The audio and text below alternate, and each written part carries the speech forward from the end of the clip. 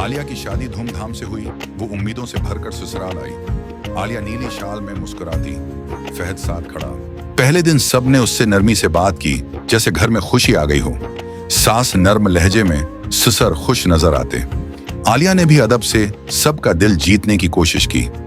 आलिया झिझकते हुए मुस्कुराहट देती, लेकिन शादी के चंद दिन बाद माहौल आहिस्ता आहिस्ता बदलने लगा। सास का चेहरा सख्त, आलिया हैरान। सास ने उसे सुबह सवेरे उठाकर किचन साफ करने को कहा। आलिया ने खामोशी से काम शुरू कर दिया। सोचा शायद एक दिन की बात हो।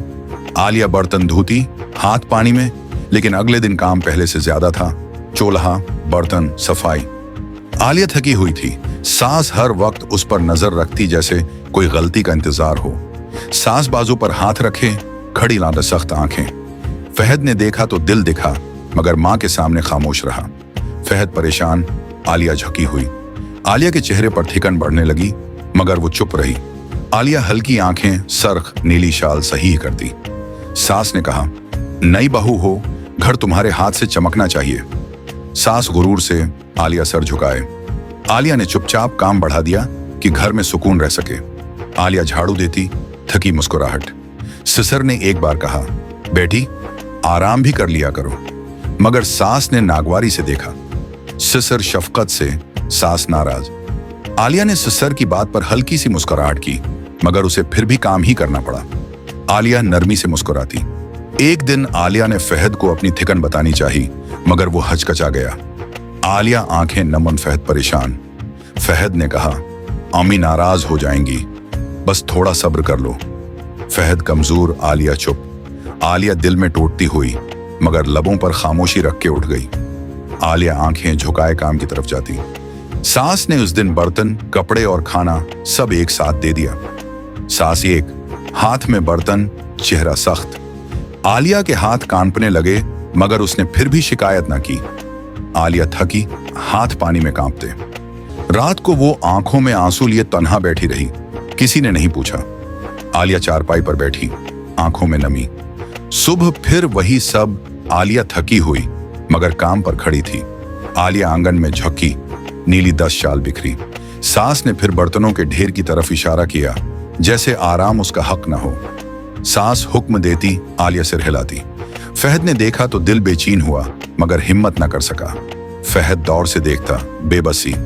आलिया ने फहद को देखकर हल्की सी थकी हुई मुस्कुराहट की। आलिया की नम आंखें, फहद शर्मिंदा। काम बढ़ता ही बढ़ता गया। 2030 आलिया की हिम्मत कम होने लगी। आलिया के हाथ थके हुए, सास गुस्से से देखती। एक दिन थकन से चक्कर खाकर वो आंगन में गिर पड़ी। आलिया जमीन पर, नीली शाल फैली हुई। ससुर फौरन भागे। अरे बेटी, ये क्या हो गया? ससुर घबराहट में झुककर पकड़ते। सास घबरा तो गई, मगर बोली, ये नाजुक लड़कियां जिम्मेदारी नहीं संभाल सकती। सास सख्त चेहरा, ससुर नाराज। ससुर ने पहली बार डांट कर कहा, ये बच्ची काम के लिए नहीं आई। ससुर गुस्से में, मां सास हैरान। फहद ने भी हिम्मत करके कहा, उम्मी ये जुल्म बंद करें, आलिया मेरी जिम्मेदारी है। फहद मजबूत, सास सख्त, आलिया रोती।